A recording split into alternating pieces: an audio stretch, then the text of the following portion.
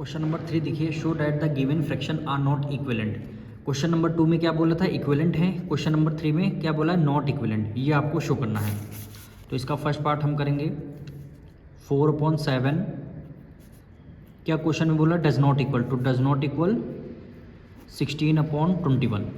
अब इसको 16/21 3 5 यानी ये नंबर किसी से टेबल से डिविजन नहीं हो रहा, क्योंकि 8 2 16 8 24। तो यही क्या हो जाएगा आपका आंसर, यानी left hand side does not equal to right hand side के, यही क्या हो जाएगा आपका आंसर। अब देखिए इधर 3/10, तो 3/10 किसी नंबर सेम नंबर से डिवीजन नहीं हो रहा। फिर इधर क्या आ गया 12/50, ठीक 12/50। यहाँ पे 2 है, ये लास्ट में इवन नंबर है, यहाँ भी लास्ट में इवन नंबर यानी 0 है। तो दोनों किसके मल्टीपल हैं, 2 के मल्टीपल हैं। तो 2 6 12, 2 2 4 1 कैरी गया, 2 5 10। अब यहाँ 6 आ गया, यहाँ पे 5 आ गया। दोनों किसी टेबल से डिवीजन नहीं हो रहे, इधर भी दोनों किसी टेबल से डिवीजन नहीं हो रहे। तो यहाँ पे लिख देंगे 3/10 डज नॉट इक्वल है किसके, 6/25 के। तो यानी left hand side does not equal right hand side, यही हमें क्या करना था, प्रूव करना था। इसका थर्ड पार्ट देखिए 7/13 है। 7/13 डज नॉट इक्वल है किसके, 5/11 के। तो यहाँ पे लिख देंगे left hand side does not equal है राइट हैंड साइड के, यही क्या हो जाएगा आपका आंसर। क्वेश्चन नंबर 4 देखिए, find the equivalent fraction 5/9 having denominator 54 first part, numerator 35 second part. अब आपको इक्विवेलेंट फ्रैक्शन आपको फाइंड करना है। तो फ्रैक्शन आपको गिवन कितना है, 5/9 है। तो 5/9 को तो हम एज इट इज़ लिख लेंगे। डिनोमिनेटर यानी डिनोमिनेटर 54 है, तो हमने डिनोमिनेटर 54 रख लिया, ठीक। अब आपको यहाँ पे कौन सा नंबर आएगा वो आपको बताना है। अब देखिए 9 की टेबल में 54 कितने टाइम में आता है, 9 5 45, 9 6 यानी 6 टाइम में, 9 6 54। जो नंबर हम डिनोमिनेटर में मल्टीप्लाई करेंगे वही सेम नंबर हम न्यूमरेटर में मल्टीप्लाई करेंगे। अब 6 डिनोमिनेटर में मल्टीप्लाई हो गया, तो 6 को न्यूमरेटर से भी कर देंगे, 6 5 30। तो फ्रैक्शन क्या बन गया, 30/54, यही क्या हो जाएगा आपका आंसर। इसी तरह इस बार क्या करना, न्यूमरेटर में 35 रखना है। तो फ्रैक्शन आपको गिवन क्या है, 5/9 है।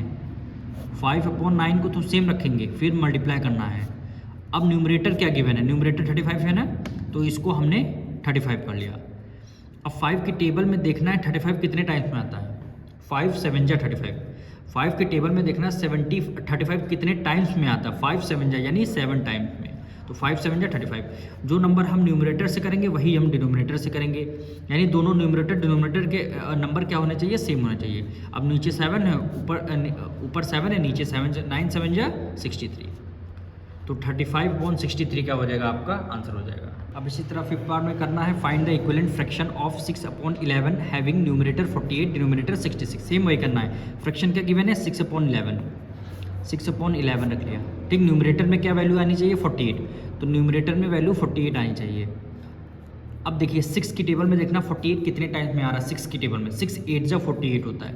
तो जो नंबर हम न्यूमरेटर में लिखेंगे वही नंबर हम डिनोमिनेटर में लिखेंगे।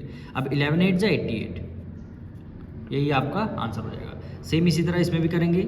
6/11 फ्रैक्शन को राइट डाउन हमने कर लिया है। अब देखिए डिनोमिनेटर में 66 है, हमने डिनोमिनेटर में 66 कर लिया, ठीक। अब 11 की टेबल में देखना 66 कितने टाइम में आता है, 6 टाइम में। तो 6 से जो डिनोमिनेटर में मल्टीप्लाई किया उसी को न्यूमरेटर से करना है, 6 6 36।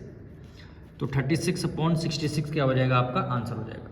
अब same as it is question number 6 में भी सेम करना है। इक्विवेलेंट फ्रैक्शन 9/14 है, तो 9/14 को तो हमने as it is write down कर लिया। वैल्यू क्या गिवन है, न्यूमरेटर में क्या लाना है, 36 लाना है, तो न्यूमरेटर में हमने 36 कर लिया। अब 9 की टेबल में 36 कितने टाइम में, 4 9 4 36, 4 आएगा न्यूमरेटर में, तो 4 आएगा डिनोमिनेटर में, 4 आएगा डिनोमिनेटर में। तो 14 2 28, 14 3 40, 14 4 क्या होता है 56, ठीक। 36/56 आपका आंसर हो जाएगा। सेम एज इट इज़ करेंगे 9/14, 9/14। अब वैल्यू डिनोमिनेटर में क्या गिवन है, 98, ठीक। अब 14 की टेबल में हमें ये देखना है 98 कितने टाइम्स में आ रहा। तो 14 7 क्या होता है 98। ये टेबल तो आप लोगों को याद ही होंगे ना, 2 से लेकर के 20 तक। 14 7 जा 19, तो जो 7 डिनोमिनेटर में है उसी को न्यूमरेटर में रखना पड़ेगा। 7 9 जा 63, यानी 63/19 क्या हो जाएगा आपका आंसर हो जाएगा।